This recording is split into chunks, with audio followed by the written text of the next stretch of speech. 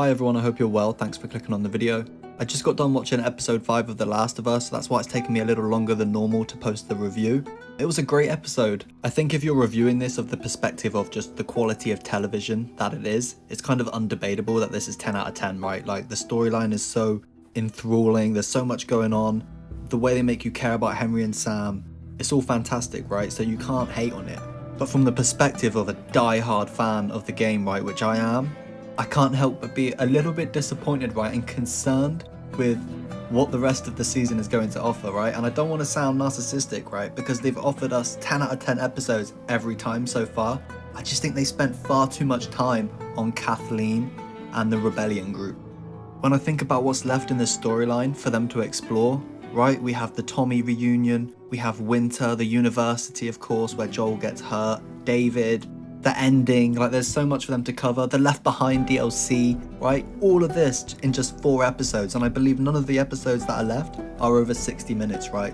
So I can't help but think in 3 episodes time, when I look back at the last 2 episodes, right, episode 4 and 5, even though it was great television and I loved the episodes, I think I'm going to be frustrated that we spent so much time with Kathleen, who overall, if we're just being honest, isn't a character that many of us empathized for, right? They tried so hard.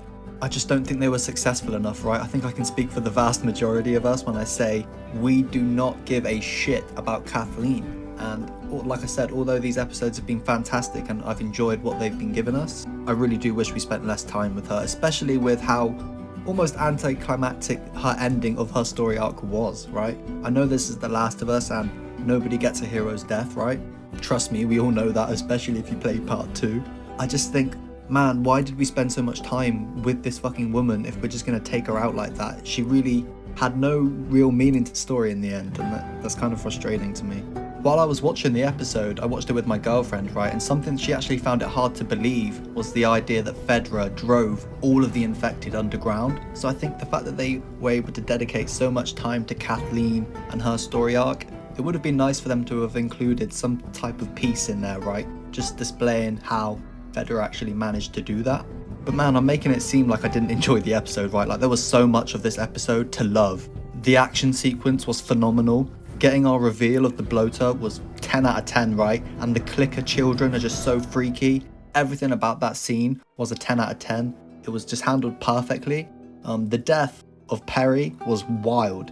To see it, it was like that iconic death scene right from the game when you get pieced up by the bloater. It was very similar to that. So those that played the game, we enjoyed that scene a lot more than maybe someone who didn't.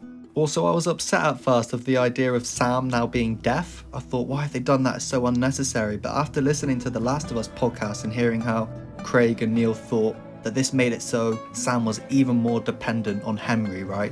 Which piled on the pressure on Henry, and it just kind of makes that whole relationship even more meaningful now, right? Like the fact that without Henry, Sam would be even more lost, right, considering he's deaf. So hearing them talk about that, I kind of felt like, you know what, I can get on board with this. I actually think this adds to the story and it doesn't take away anything, so I'm cool with it. I do wish that they hadn't revealed Sam's bite mark before he had burst out of the room as infected, right? I feel like that kind of took away from the moment, and I don't think it necessarily added anything more to the story than what it would have done originally, right? I heard Neil talk about it on the podcast, how people would ask, oh, well, can't Ellie just use her blood as a cure? And I don't know anyone who's ever asked that question. I didn't think that was needed in the show. But other than that, this whole episode was just 10 out of 10, like I said. I know I've kind of critiqued it a little bit, but that's just coming from the perspective of a die-hard fan of the game. I think most people would love this. It's quality television. But for now, guys, that brings us to the end of the video. I'm actually going to be uploading a separate video breaking down the whole Henry and Sam story arc, right? Like their death in particular, Sam revealing his bite. There's a lot to unpack there, so please look out for that video. If you enjoyed this one, please leave a like, subscribe for more Last of Us content, and I'll see you in the next one. Thanks, guys.